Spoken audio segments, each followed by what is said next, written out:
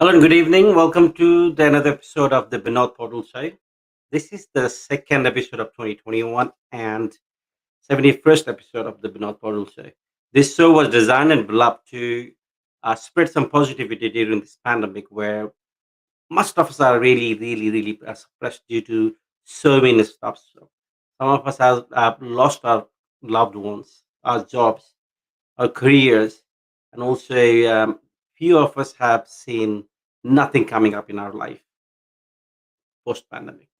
So, till today, we have spoken to 70 different people from various careers and sectors of their life.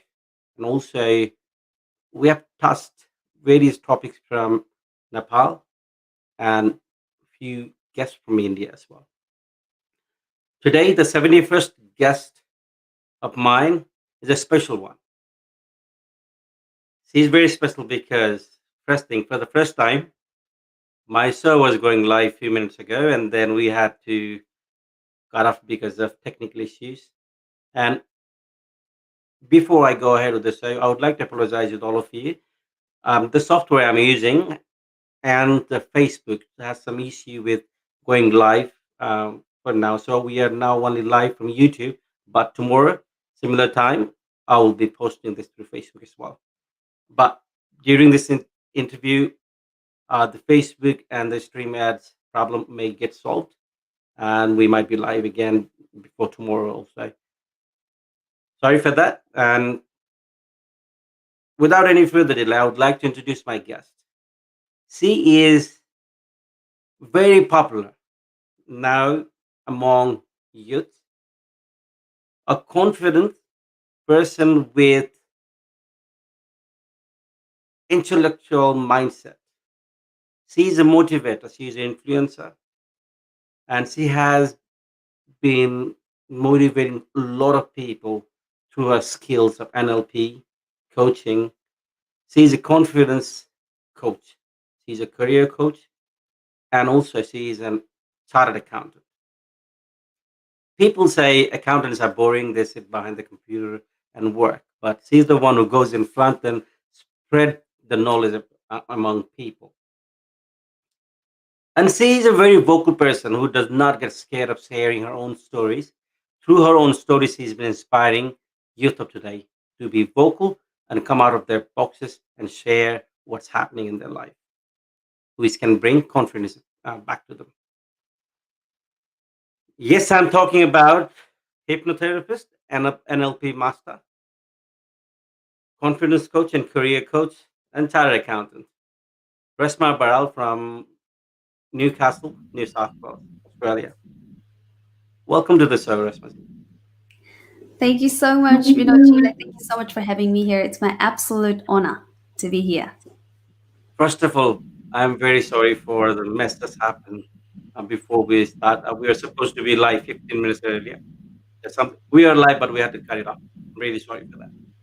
That's no problem. Technical issues keep on happening. Not an issue. Before we start, I want to say something. In my shows till 71st episode, it never happened that we could go live from only one platform. This is the first time we are going from only one platform because there is some issue with Facebook Live right now. And right person, right guest, because you're a motivator, you take things positively. And I thank myself and God, and so that at least I approached you and I didn't know this was happening. See, everything is made there. Thank you very much for understanding, and thank you very much for your patience. That's all right. I believe that everything happens for a reason, for a good reason, and I'm sure for everything turning up this way, there is a better outcome. So it's all right. This is the most memorable episode for my whole entire journey till 71st. All right, we're gonna go to the format of our show. Yeah, as we all know, that is the motivational show. What we are trying to do is during this pandemic, many people are they have seen nothing's gonna happen in this world, or they have been depressed, or they have lost hope.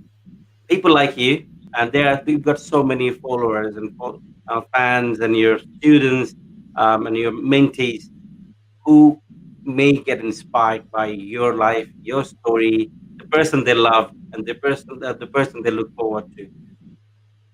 Hence, always at the beginning of the show, we always ask our guests, if you have followed this format, you've been from Chitwan in Nepal. Now you're in Newcastle in New South Wales, in Australia. You've been you're a very emerging coaches. I think one of the very few coaches in Nepalese origin community in Australia, and obviously in multicultural Australian community, also you're a very active coach at the moment. You've got very big fan following. So whenever you sit down by yourself, you get very emotional. I can see that you write so many things in your stories, you write on your statuses, you're a very vocal person. You portray everything with positivity. But when you are near the Newcastle beach, or when you're sitting down by yourself after your yogas and everything you do, and when you try to recall your life and summarize your journey, how do you summarize it? How do you remember it? How do you praise it? Great question. So, to start with, I feel extremely grateful for everything that my life has provided for me. As you're aware, I went through a horrible, life threatening incident where I almost lost my life. And remembering all of that, when I was there in that incident, I couldn't understand why it happened and why it happened to me. I used to keep on asking myself this question: why me? What have I done? For to deserve this? I used to ask this question, but also deep down, I knew that I will overcome this and I'll be better. Like I was waiting. I was desperate to get to that day where I felt, okay, you know what? I'm over this. This is behind me now. I was just so desperate to get to that day. But now, when I look back at it, I don't question myself as why me. Rather, I thank the universe for putting me through the hell, because that's now I have the experience. Now I have the story to be able to inspire others, and I feel like it enabled me to become who I am today. It enabled me to inspire so many people, because when I share my story, I know a lot of other people get the inspiration to do the same and to share their story, to come forward and think that they can do better with their lives. They can look at life in a different way and make better with their lives. And I feel incredibly blessed, actually. So whenever I sit down in front of the beach, in the nature, and I just have time for myself, I honestly thank the universe and the whole world and everyone around me, because each and everything that happened in my life has contributed for me to be where I am today, and where my journey is. So I'm very clear on my purpose. I'm very clear on what I want to do and why I do the things that I do. And I was it has about to, Reshma, I was about to come back to this one, and also sorry to cut you off in the middle, That's all because right. this is something I really want to wanted to talk in this show as well, and also during the introduction also I wrote this as well. So we're going to come back in this one. You straight away jumped into this, and I really thank you very much for being such a straightforward and vocal as well. But I want to know your journey from Chitwan to Australia, and inspiration your fans and your followings and your students can get. Oh yeah, of course.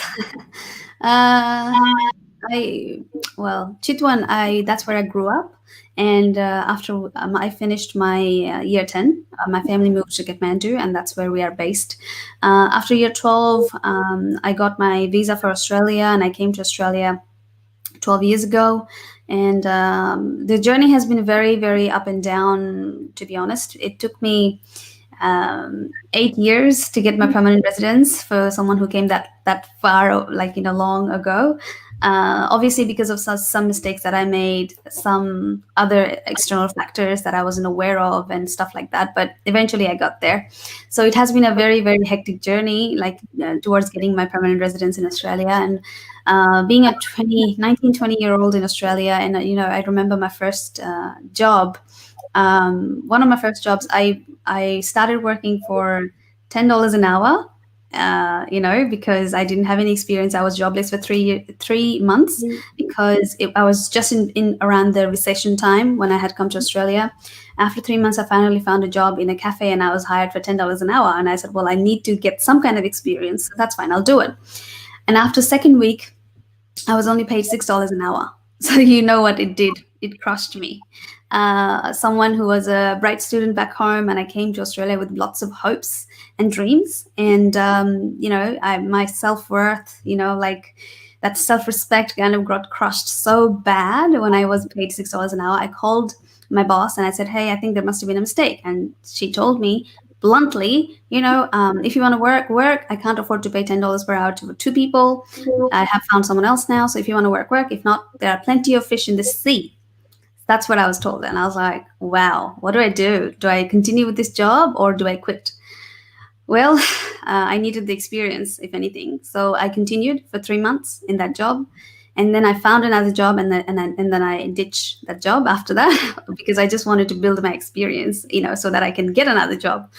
So yeah, talk about compromise. It has been right from the start of my journey in Australia. Uh, yeah, and then a lot of ups and downs there, I suppose, in terms of studying. I came to study diploma. Then the rules changed, and I had to enroll myself in bachelor's and a bachelor's in accounting. That's when I enrolled myself. And a lot of hurdles, obviously, in personal life as well, that caused me to, delay. It took longer than what it should have. But eventually I got there. And if anything, I'm proud of my achievements so far. I'm an Australian citizen now. I And I want to finished ask my, you one question. yes. I want to add something and ask something there. Many students, especially in 1920 years of age, they come to Australia or anywhere in the world they go, leaving their parents home, and not being able to continue their career as they expect. Some of them lose their hope, and then they try to take their lives away as well, and or they try to jump into various bad stuff like gambling and addictions, or go back home with, and then also do something with their life there. I mean, like they take big steps like suicide as well. Going from similar journey as a student, we also went through a similar journey. We have our own stories as well. Um, just because now you are inspiring so many youth, and especially youth of that age group are now your big fans and followers. We can see that. What do you want to advise them? Like how they should take these hurdles as a student in Australia or anywhere in the world when they leave their parents and go there, leaving their home. Well, what I would say is don't give up hope. You need to, instead of beating yourself up, you need to be smart about your approach. Because when you go to abroad, like there is so many things unexpected and you've never seen. We were kids, well treated and provided with everything back home, and all of a sudden you are in this foreign country and you become independent, and there is suddenly this huge pressure of paying your fees and managing everything, and no one taught you anything. And so if you struggle, it's okay. So be okay to accept that it's okay to struggle, because no one taught you this. You just put into a completely different environment and expected to get the best out of it. Of course you would struggle, so it's okay to struggle, but it all comes down to your mindset. Like, if something is an absolute must, like, I for me it was an absolute must that I had to settle. I had to get that job, and I had to start a life in Australia. I needed to start making money in Australia, so I did what I had to do, even though it crushed me. So it's about having that mindset that I'll do whatever it takes. And also when it comes to job search, I would say you need to be smart more than hardworking. A lot of people tell me that I've sent resume to thousands of places and I have nothing and I haven't heard anything. And I ask them, well, how many places did you actually physically go? Did you call them? Did you follow up? And people say, no, I didn't even know about that process. So, and also one thing I'd like to tell about myself is this first job that I was talking about, I got it out of networking. I had an Australian grocer near my home, so they were Australians, that this guy, and I used to always go to his place to buy something. And I used to say, "Hey, I'm looking for a job. If you have anything, let me know." And he said, "Well, look, sometimes I have my restaurant clients that come here and to get groceries from me, and occasionally they say that I need someone. So if something like that comes up, I'll let you know." And every time I used to go there, I used to give a subtle reminder, "Hey, I'm still looking for a job." And not just there, I used to spread the word in other places as well. And eventually I got a job through this person. He referred me to a cafe, and that's how I got the job. So see, sometimes you need to change your approach. The traditional approach doesn't work always, and networking, people just think it's boring and it doesn't work, but actually networking is very, very powerful. And learn to network, learn to be smart about your approach, be talking to people, make relationships, and that's what will take you to places that you haven't been before. Indeed, obviously, even whenever I go and talk to my clients and my people, I always tell them network is network. So now it doesn't matter how much money you've got in your pocket. It, it really matters who you know, because people will be always there for you if you are on good terms with them. Definitely, ladies and gentlemen, you're watching Reshma Baral with me today. We are talking about her journeys in Australia. Basically, we are talking about how students should not lose their hope and continue their journey with the same amount of passion and energy as well. Also, jobs, they come and go, but hope will always remain there. And also, we're going to talk about so many good stuff about coaching, NLP, and moreover, we're going to talk about restaurant as well. Now, if you have any questions, I'm sorry, we were supposed to be live from Facebook and YouTube platform both, so that we get so many questions on Facebook. But today we are now. To fix it. I'm trying to go through Facebook as well, but it is taking time. It says there's some problem. So now we are live in YouTube. If you're watching us, you can always type your questions in the comment box. I will be asking the rest of my as well. Right. So you were talking about your horrible. Yes. When I ask you this one, when I read your bio the day while I was announcing, many people, especially from our background, Nepalese origin, especially females, girls, women, they are not very vocal with their stuff, uh, with the pain they go through, with the tough journey they go through. They keep it as a taboo, and it builds up, and then they take bad steps in their life, taking their life away, or live like a live stone and just be there to breathe. But you have been spreading it with the inspiration so well presented. How important is it to be vocal first? Another thing we want to know about what exactly happened. And you don't have to tell us everything unless you want. Yeah, absolutely. I would like to share. It will be my honor to share my story. If I can inspire a few people, why not? So, absolutely, being vocal, very, very important, because I wasn't vocal for almost about 10 years in my relationship. My ex was abusive. And I didn't tell anyone that he was abusive. And when my mom found out, she scolded me. She said, "If I knew that he was abusive towards you, I wouldn't have let you get married to this person. You didn't tell me." That's what my mom told me. So you can tell about how much You met I him in hated it. Australia. No, no, I met him in Nepal. I brought him here as my dependent, and we eventually got married. But yeah, he was abusive, and the abuses went to a point where I just couldn't stay with that abuse anymore. I just hit my rock bottom, And when I said that I had enough, that's when I almost got killed. And my housemates, they saved me that night when I Almost was. got killed. Because here, but with people in our community, um, people don't know what extent is abuse, what extent they should be compromised. So, if you can dig into more, that'd be Yes, of course. As my ex was, he was physically abusive towards me.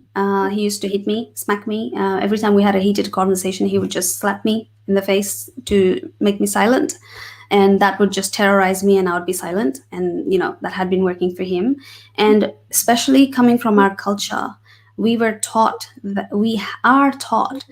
that talking bad about your relationship, or sharing your problems between husband and wife with someone else is not good, because then you lose respect from your friends.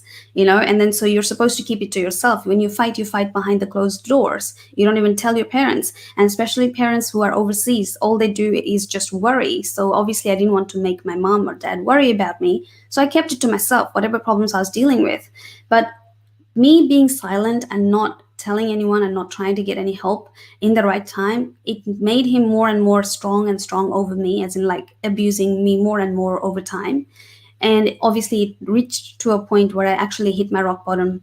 I said, you know what, I can't do this anymore. I am done dealing with this abuse. I come from a respected family in Nepal. I am a well educated person. I'm smart. I'm independent.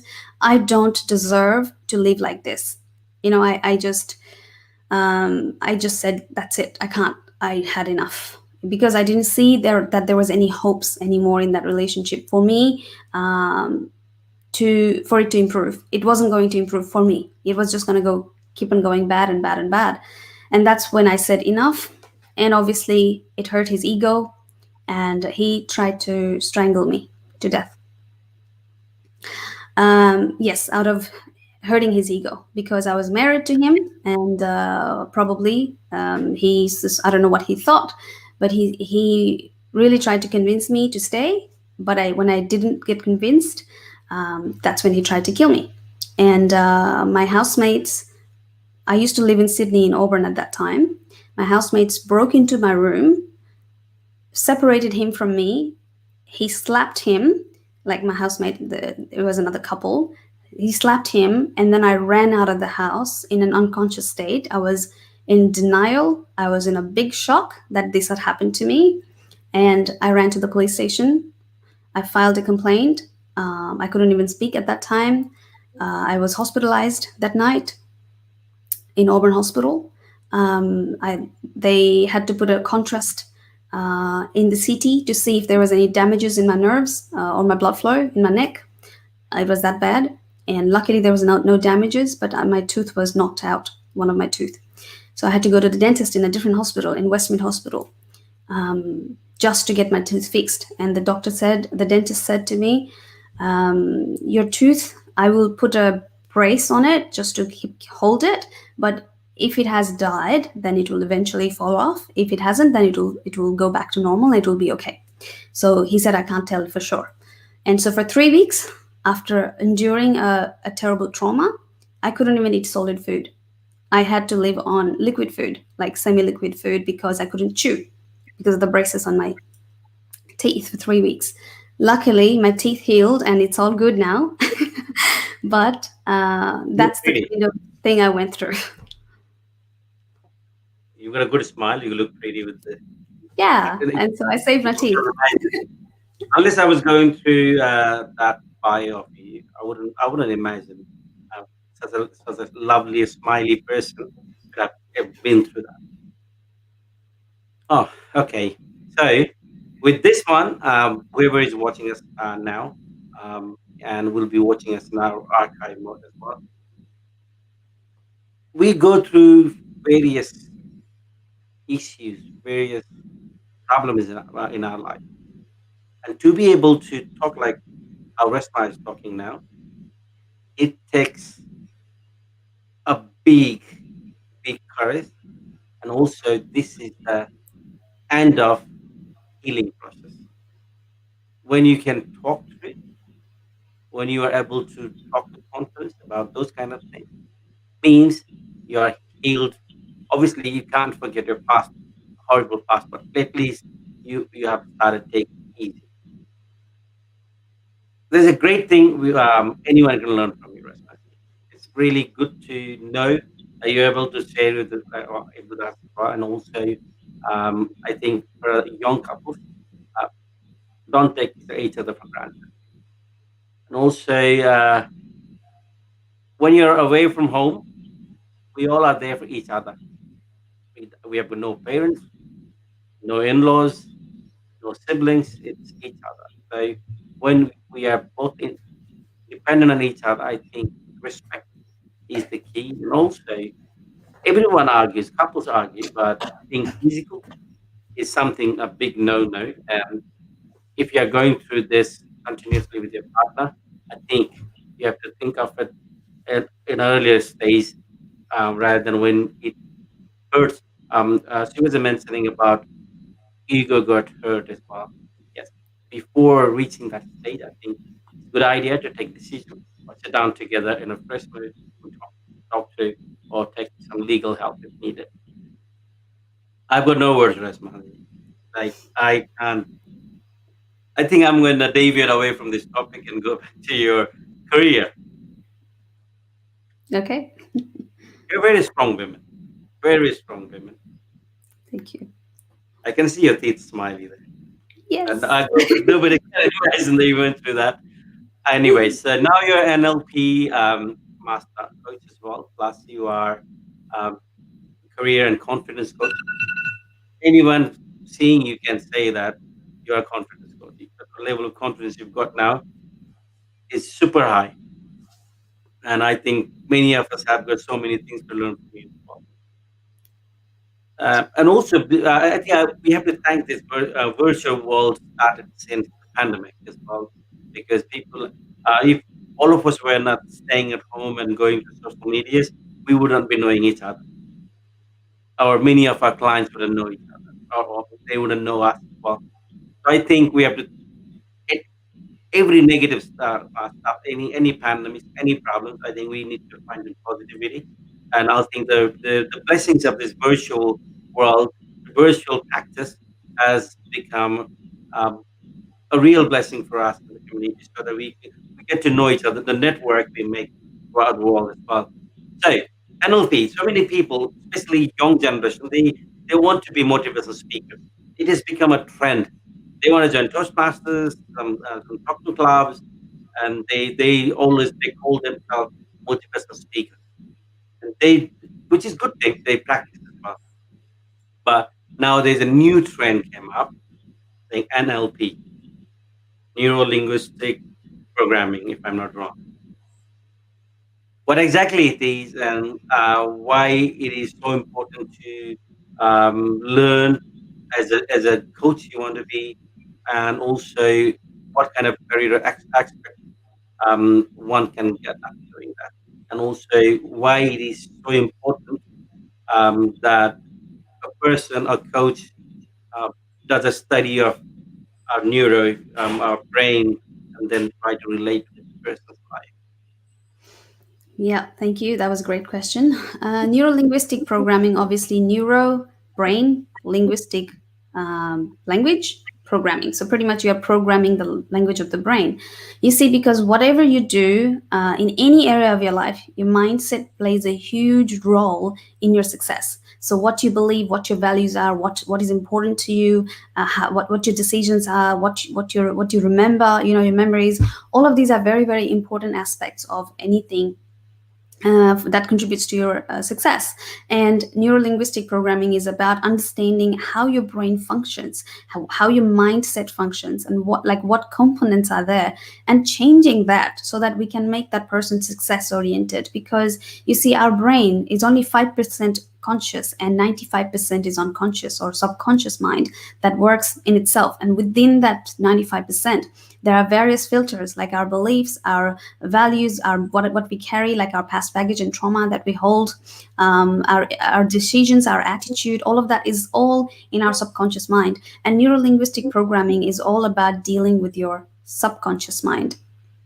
And so that's why it's so important for someone who's a coach to understand how someone works, how someone thinks. Because, see, I always dig into my client's history and understand where their pattern is coming from. Like if they have low self worth, if they are people pleaser, if they have lack confidence, what is contributing for them to to be like this. And then when I see the pattern, that's when I can break the pattern, and then I can empower them with a new pattern. And that's what NLP teaches you to do. And so every coach, I think, should be equipped with NLP. It's just simply because of the fact that it's just very, it gives you a thorough understanding, and the changes come from your subconscious mind, not conscious mind. Because when you do a therapy work with uh, with a counselor or something, everything is practice based. They give you certain strategy, you just gotta practice and practice and practice. But with NLP, it's instant. It comes from your subconscious mind. Like people work with me, and then within 6 or 8 weeks or 12 weeks, they become a new person because I work with their subconscious mind, and that's the power of NLP. So that's what I would say. All the coaches need to be equipped with this thing.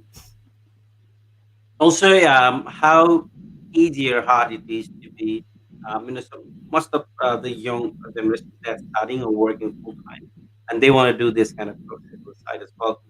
You've done it, you're practicing as well. So how hard it is to manage time to focus on doing this while, or managing the work-life balance and study balance As in working as a coach, or while we are studying NLP? while they are studying NLP. Studying NLP. Well, it's pretty much like taking a graduate diploma course or anything. Like, it's all about your priority. If it's important, you will make time for it. And there are certain online based NLP courses now. You can take your time and do it in your own time. So you can take a month, you can take 3 months, you can take 5 months, or even a week. So it depends on your pace and pace. And when I did the training, I obviously did some study at home.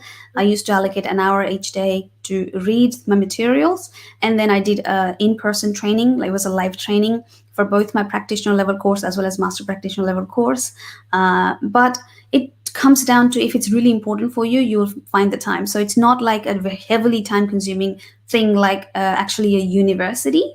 Rather, when you're driven by desire, even though it might be content heavy, it doesn't feel like it's that heavy, because you're so, for me, because I was so passionate about NLP. When I found out about NLP, I was like, what is this? It blew my mind. And I was like, oh my God, I want to learn more about this. So I never ever felt about this as a burden at all. It was not a burden. I did it for my personal growth, and time just flew. I was just so absorbed in this process. But for everyone else who wants to do it, and it's just about making it a priority and doing it on a regular basis. So it doesn't take a lot of time. Whatever time you allocate to it is enough. The reason I asked you this question is Dipesh Chawan has sent me a message when I announced that you're going to be my guest. I get questions through messages as well. Deepak Chawan, I think he is in South Korea now. So he messaged me. I'm quite sure he's not able to watch it now live because people were expecting us through Facebook as well, but they were now on live from YouTube. Obviously, tomorrow they will be watching us. But it was the questions from him because many people have been attracted towards NLP, especially in our community after watching you be so well confident as a coach and your inspirational statuses and stories you share as well. Well, so you are an accountant, and I just want to ask you. I know your past story or the traumatic past you connected with has got something to do with it, but generally, chartered accountants, CPAs, they are too busy, well, way busy in making money on the computers, buying the files, buying the cabinets and everything. But you are there out helping people, taking so much time out for your social media so that you can get in touch with your clients as well and get clients as well. How do you manage all this time? And as an accountant, what made you come to this world of coaching? It was, to be honest, what made me come to the world of personal development was my own curiosity and my own answer to my questions. Because I told you, I'm I think you said, world of coaching. Personal development, many people do their education Oh, yeah, studies yeah, okay. in the world of coaching. So you're talking about the CA Accountant, world. started accountant coming to the world of coaching. Yes, okay, that's what I was explaining. Yeah, chartered accountant obviously being my background, and as an accountant, I'm passionate about accounting too. But what brought me into coaching world was my own search for answers to my questions, my problems, and in my journey of personal development, I did NLP course for my own self. I didn't do NLP to become a life coach. I did NLP because I was very, very fascinated by it, and I wanted to know and learn more. But at the last day of my prac level training, that's when I got this moment of clarity, because I removed all the baggage that I was carrying, and I felt so much light, so much confident. My confidence just boosted up like that, skyrocketed. And so I felt so light, and I felt like, wow, I was carrying the burden of the entire world, like 40 kilo on my shoulders, and I felt like I left it. And I was like, this is amazing. This is so amazing. I was carrying such huge burden on my shoulders, and there are so many people who are struggling exactly like me, and without knowing that there is something else possible. They don't even know that they're carrying this burden, and life can be so much beautiful and so much light and so much confidence. So I wanted to give this gift of transformation to someone else because I felt it myself. And that's when I decided to become a coach. And luckily, the course that I did, it also certified me as a life coach. So I didn't do it to become a life coach, but it so happened that I had the certificate to become a life coach. So I said, all right, why not just let's start transforming someone's life. So that coming into becoming a coach was purely with the intention of wanting to give that transformation to someone else. Obviously, accounting is my base. It's still my base. I love accounting. But coaching I enjoy as well because it's about me contributing to someone else's life, inspiring, motivating, and changing their life. So that's the story.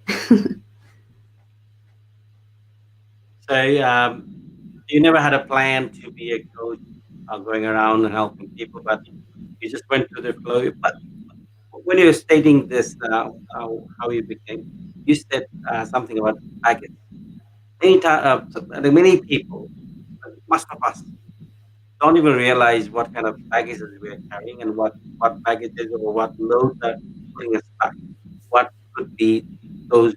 Give us a few. About baggage. Yes, please. Yes. Well, baggage, it comes like, our understanding general is relationship baggages, but actually, baggage is all the trauma and all the hurt and all the negative emotions that we've been carrying forward from our past incidents, right from our childhood. Because, see, we learn how to feel emotions, especially negative emotions, between the age of 0 to 7. And so that's when we are carrying all these incidents with us, like all the hurt and all the negative emotions accumulated we're carrying. And each time new thing happens, you just stacks keeps on increasing the stack. It keeps on going up and up, and because it's so little addition to your problems, you don't see it, but it's already stacked up to be 20 kilos by the time you're age of 30. And so you don't even know. But these baggages come from, as I said, any significant emotional events in your childhood, whether you had a hard time in your school, you got hit by teachers, or whether you were abused, or whether you were bullied, or your parents were not really nice to you. They used to really abuse you, or hit you. In our culture, people, they used to just smack the children in the past. I can relate. Right, and also, like, relationship breakup and major traumas, emotional traumas, not necessarily physical traumas, but emotional trauma as well, which is like a significantly heavy incident for that person.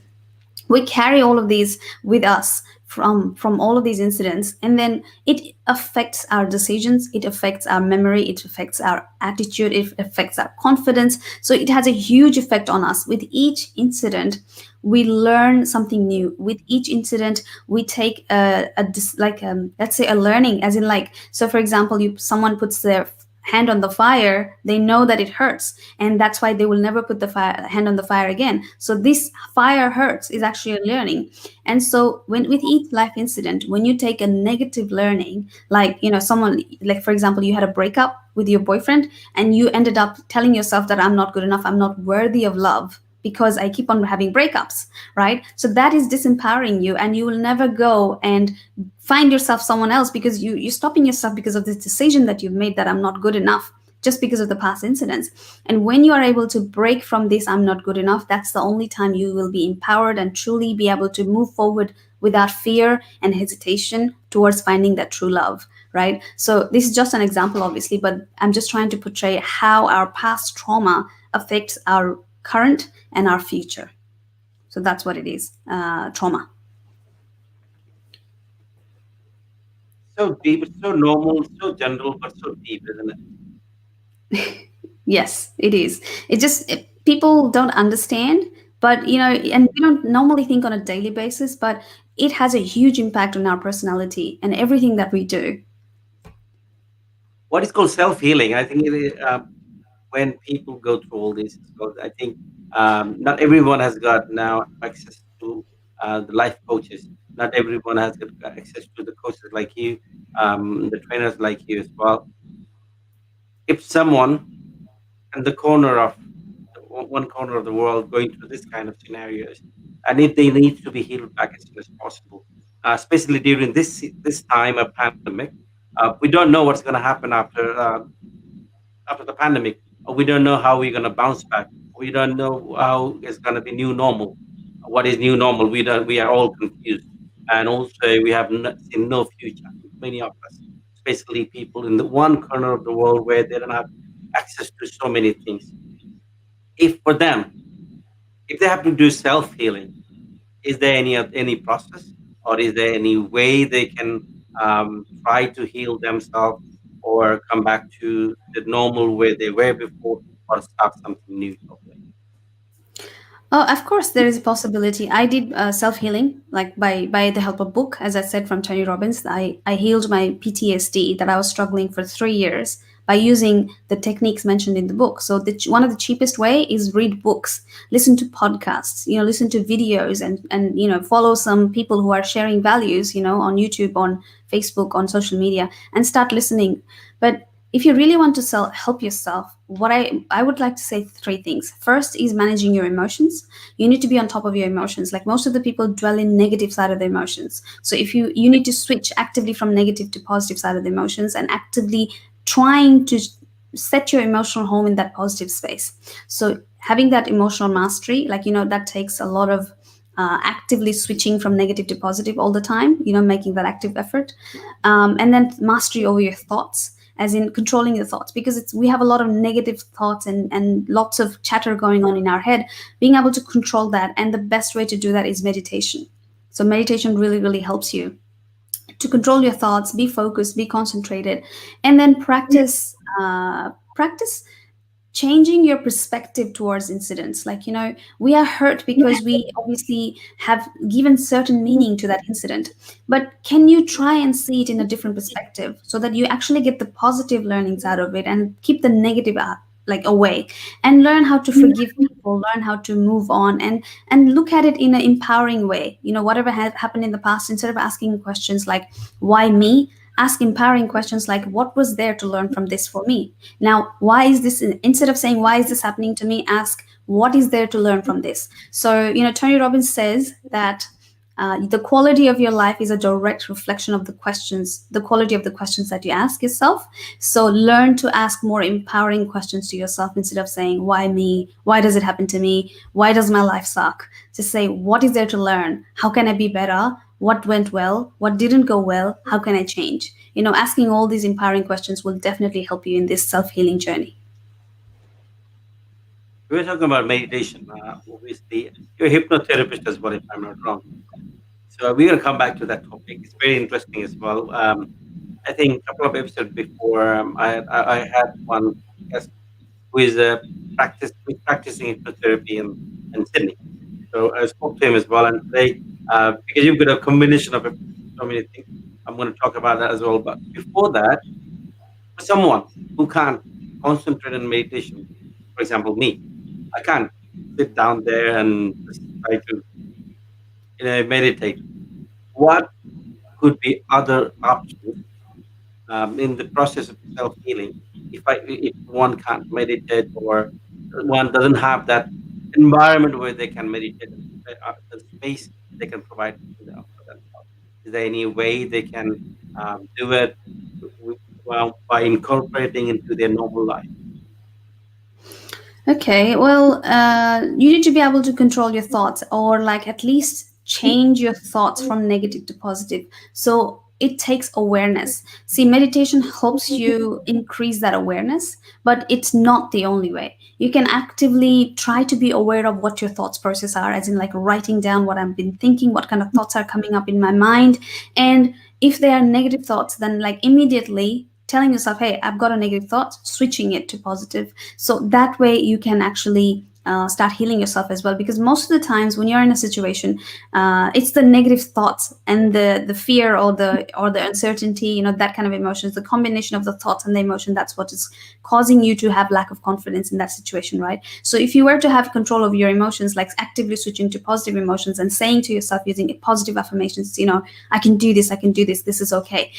So using positive affirmations and taking control of your thoughts, as in like whenever you realize that there is a negative thought, understanding that it's coming from your ego mind, and taking control of their ego and saying to yourself that, hey, this is just a thought, it's not who I am, this is not the real me. The real me has all the courage, has all the power that I need to be successful in this project or this job, but it's just my thought and my ego mind that is keeping me separate and keeping me at effect of this situation. So actively switching to positive emotions and switching to positive thoughts can also help. And I think before we are talking about networking as well, and also having a positive people around yourself. How important is it to get a positive minded people around us? Obviously, it is important, but how do you or how do we make sure that people we are choosing, the network we are jumping into, is a positive one and or the one which can help us heal us back? I would always say the best way to find your network is, try to hang out with people who inspire you, um, who force you to become better, not those people who laugh at you when you're trying to do something good. If you're trying to stay positive and practice positive thinking, there will be your friends who cannot do that. They will laugh at you. They'll be like, ha ha ha, yeah, yeah, yeah, you're gonna do this. But those people who have done it before, they will always encourage you. So start looking for people who encourage you, who will support you, even if they cannot really do the same journey that you have, but at least who will not laugh at you and who will just say, okay, that's all right, you're good doing this, good for you, best of luck. And another important point is surround yourself with those people who inspire you. Get into this circle of people that you look forward to, that you want to be like them. And that's when you will grow, because you see, you are the average of the 5 people that you hang out with. And it is so freaking true. I can't stress enough. I hang out with successful coaches, healers, and accountants, and that's who I am. But if I was to hang out with millionaires, I'm pretty sure I will be a millionaire. Because they And pull me up. Like, you always raise your standards when you are. See, if your friends are like, all of your friends are into smoking, you get forced with peer pressure to be a smoker. But if all of your friends are non-smokers and you're the only one smoking, you will be inspired to quit, right? So that's the difference of your peer circle. And so actively looking for people who you want to be like, like that encourages you. And sometimes, you come across people that you feel inspired, oh, I want to be like them, but then they end up to be bossy or dominating. Not these kind of people, but those people who encourage you and support you. And there are lots of positive people around. So you just need to have an open eye and open approach to being with those people. open eye and open approach, indeed, obviously. Um,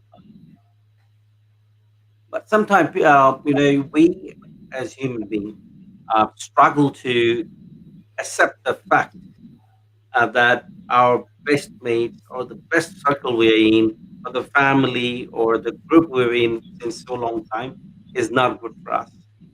How do we try to convince ourselves and try to get into good bunch of network which can help us grow and heal from our traumatic past? Well, by changing your circle, I'm not saying completely cut off from these people that are important to you. Of course, you have maybe a lifelong And relationship with these people. what I mean to say is sometimes in our family as well, obviously, network starts from family. And not everyone in the world are very lucky to have a good human beings in the family. Sometimes we have some bad apples in the family as well, and bunch of bad apples in the and the person with positive mindset is surrounded by that bonding as well, of a bunch of bad apples. But the denial of my family, it cannot go wrong. This is my circle. This is my best friend. This is my girlfriend or boyfriend since I was so young. They can't go wrong. I think I'm wrong. But, people start blaming themselves out of depression or whatever it is. Uh, how can they convince themselves, or how can they start comparing the up world with their peers around to get to get the concept, yeah, to get the idea of which one to choose. I'm not talking about cutting off totally, but how to get out of that strong bonded bad apple one. Willpower. In one simple word, it's a willpower. So for you to Exactly. get the willpower, I was looking for this word. That's why. yeah. So, and in order to get that willpower, you need to have the clarity. You need to understand Did yourself. you get What my is point? What important? I wanted to say? Did you get my point? It took me long, but in a way long paragraph to come to the point and ask this question. So I hope you got what I mean to say. Yeah, yeah, I did. And you were asking me, well, how do you get that willpower to Yeah, move out of this circle and get into, yeah. So that's what I'm trying to the tell you. circle which is really attached to you in that relationship. Yeah, yeah. Um, in that aspect, you need to understand your why, as in, like, what is your purpose? When you are clear in your purpose and what you want to achieve, that's when you will know, like, when you know what you want to achieve, you will also know what the actions are required to get there. And if you're 100% aligned with that, where you want to be or who you want to be, then you will do what it takes to get there. Now, as I said, this is what I was telling earlier as well. You don't have to cut off from everyone in your family and your circle, but just minimize the time and start maximizing your time with those people that will help you and support you. And eventually, those people who no longer align with you as you grow, they will cut off anyway themselves. They will cut off from your life. See, I had several friends, but I don't connect with them anymore. They don't connect with me anymore because I believe that I have grown so much, and those are still there, and so they don't resonate with me anymore. And these people will automatically cut off from your life later on down the track, those who don't. And as I said, like, it's about, you still maintain the relationship with them, that's fine, but spend more time with those people that will help you, and that will only come by being very, very clear on where you want to be and why you want to be there. Definitely. Also, no, we are now during this. Um, out. We can't even say the middle of pandemic or the end of the pandemic or the start of the pandemic because we don't know where it is going and how far it is going. So uh, we are in this confusion la la land of COVID-19 pandemic. I think that's the way we can at least get somewhere near. All right. This in this scenario, even now while I'm asking question, I was confused when to start. The mindset we have got is also fresh mindset we've got. The goals we made before pandemic are not going to work. Maybe they may work for lucky ones, but for so many people, they have lost their hope towards the goal as well, and they have to set up a new normal life. Um, we spoke a little bit about it earlier as well, but my question is how to keep that energy, the same vibe, and the same perspective of the life um, to achieve their goal in their life after pandemic. Again, I think it comes down to your why, Binodji. Like, it definitely comes down to your why. Like, if you have a strong enough why, and if you have a strong pull, or you have a vision that pulls you, then despite any circumstances, you will come up with a solution. You will find a way. I wanted to serve lots of people, and I was actually, I had a lot of live trainings and seminars scheduled in Sydney and Melbourne before this pandemic hit, and I had to cancel all of them. And I found my way to take it all online, and I'm doing it. And my purpose is to serve people, and I found a way to serve people, And obviously, I have been fortunate enough that my job was not affected. I could work from home, and I know a lot of people have not been able to. But maybe this is a way or time for you to reflect on whether you are really happy with that job, whether it was really going to give you what you really want from your life, like the financial freedom, or like a lot of wealth, or whatever it is that is important to you at the end of the day. Was it really aligned with what you want? And if it was not, then maybe it's time for you to find your purpose. Maybe it's time for you to find a new passion, a new hobby. And a lot of new businesses have emerged in this pandemic, because when there is closure of certain doors, there is always opening of new opportunities as well, because the market, everything always goes in a balance. The whole universe is always balancing. One thing shuts down, another thing opens. So maybe it's time for you to look for something new for yourself, and maybe, who knows, like, it could be even better than what it was before. So having that positive hopes and looking forward to something, as I said, open mind again, and open approach, learn something new. That's what I've been telling people, ever since the pandemic started and people were homebound. I said, look, you might have wanted to learn how to play a guitar. Now's the perfect time, because you can't go elsewhere. Use this time to learn how to play guitar. You never know, you might end up being a great musician. You never know, right? So that's what that's the approach I think you got to take. Having that positivity in the midst of total chaos. For those who have been already been impacted and lost their families or businesses or schools, careers, uh, what do you want to suggest them to come back to the reality and how to perceive what exactly is practical? So stop being a victim, first thing. A lot of people are victim in this, have become a victim. But if you say to yourself that I'm a victim of this, and you will never come out of it. You said life happened.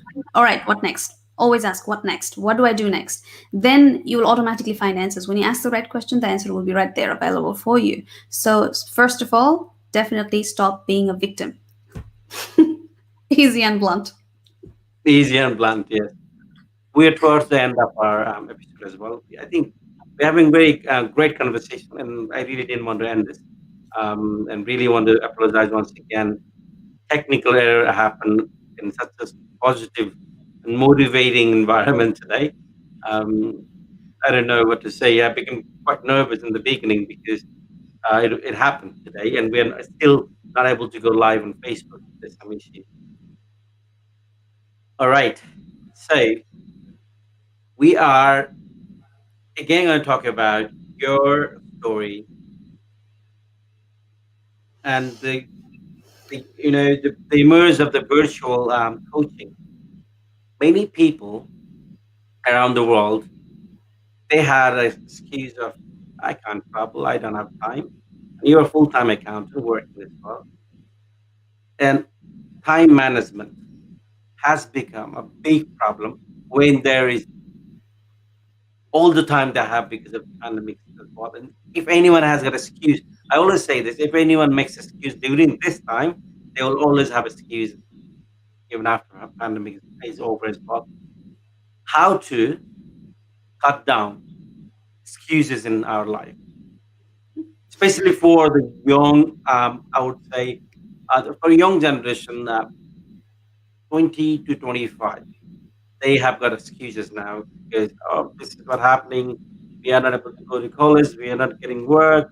This, that, and that's they're trying to portray themselves strong and bubblies, but it is really impacting them in their back as well. And we can already see so many incidents happening, the suicides, and then people are vanished. They are not in touch with their families and friends since long months and months.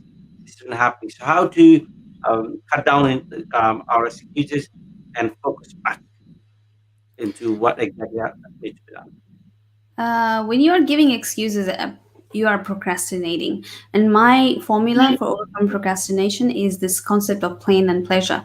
We always do human beings always do something to go towards pain and away from pleasure. So if you want to stop procrastinating, then you have to associate pain with that excuse. When you are making excuses, you have to like say to yourself that, hey, okay, what is the cost for me, long-term cost of making this excuse and not doing it right now. You have to be able to visualize 10 years or 20 years down the track, how has it affected you, how is it going to affect you, and then like reminding yourself when you're giving yourself that excuse. Obviously you're making excuse, so every time you make excuse, you got to tell yourself, what is the cost if I don't take action right now? So like, leveraging that pain and associating a lot of pleasure with taking the action. And so, as in, like, when you finish doing the action, you have a reward. You reward yourself. So think about the reward, long term reward as well as a short term reward. So if you don't do something, set yourself a punishment. A punishment system really, really works well, because I have had it myself. I use it on a lot of my clients. So I give homeworks to my clients and I say to them, okay, if you don't do this homework on a daily basis, each day you don't do this homework, you send me $20 in my bank account, or I will not coach you in the next call. Very smart. That's what I tell them. And you know what? They send me one day, and second day onwards, they will not send me, because it's too painful for them to spend $20 for not doing something that they need to do. So punishment really, really helps. And here I'm not saying punishment like a physical smack or anything, just like some kind of punishment that will motivate you to do what you need to do, and that $20 transfer, or giving $50 charity to a charity that you absolutely hate, or giving some money to your friend who just will spend it in pokies. Set yourself some kind of smart punishments, that if you don't do this action, then you will have to do this as a punishment, and there's no way in the world that you will do that punishment, so that's why you will be doing this. So that is a very, very easy and effective way of overcoming excuses. Set yourself in punishment. Also, I think if you're coaching clients that are giving $20 in their account for the mistakes they're doing, I'll give you my account number. Sure. That's a very smart punishment. I think I should imply that as well. We're towards the end of the show as well today, and I'm really sorry, Reshma, because it was supposed to be a very interactive session, because when we go live through the platform where most of our viewers are in the live, actually, it would be many questions coming to you as well. And also 1 hour would be always less. Like we used to go 1 hour 20 minutes, 1 hour 30 minutes. I think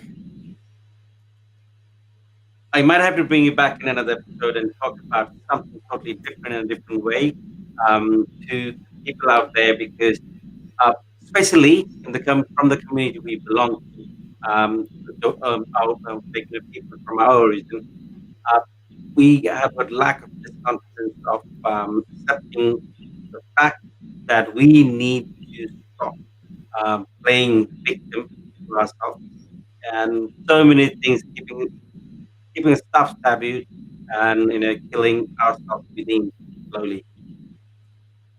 I would really want to thank you for coming to the show as well. I'm really sorry for the technical error happen, and at the same time, Facebook not able to go live as well. And thank you very much for understanding. What motivating, positive person you are. Thank you so much. Before we say bye and leave, stop this live today, what would be that message to the world, people who are watching us and will be watching us in our archive? What would be your last message, which would bring changes in their life? The one and the only best message that I can say to people is invest in yourself. That will be the best message, investment that you will ever make in yourself. People are always hesitant to spend on themselves. People spend like $50,000 in a car, hundreds of thousands of dollars in houses, like few thousand in parties, but all of that is temporary. It doesn't give you a return. But when you invest in yourself, whether it's time, money, resources, energy, whatever it is, it always gives back. So invest in yourself, your time, your energy, your money, whatever it is. Get yourself a coach if you need to. You don't have to definitely get a coach, but invest in yourself. Learn to invest yourself, value yourself, and that always will give a return more than anything else in the world. Thank you very much for your lovely words. And one more thing, whoever is watching us, will be watching us, I forgot to speak to Reshma about this one. Why we need mentoring and why we need coaching. person like Reshma Z, who has been through a lot of things in her life as well. She is a she can get well paid for her normal job as a chartered accountant. Experience, experts like her, coaches like her can really make a big difference. And also, getting a mentor when you're confused, getting a mentor when you don't know what to do is always a good idea. And also whenever we don't know what we're doing, it's always a good idea to have a second brain with you. And if you want to contact Respers, she has got she's very active in social media. You can contact her through that as well. Also, you can contact her through us as well. You can message us. I'll try to get you in touch with her. She's very helpful, energetic, positive, and inspiring. Thank you, Respers, once again. Uh, I would like to thank you very much for joining us today, and thank you very much for your Thank you for inviting me, Vinodji. Please do not need to apologize anymore for the technical issues. It happens. It has happened in my time. shows as well when I have done myself. So that's okay. I totally understand.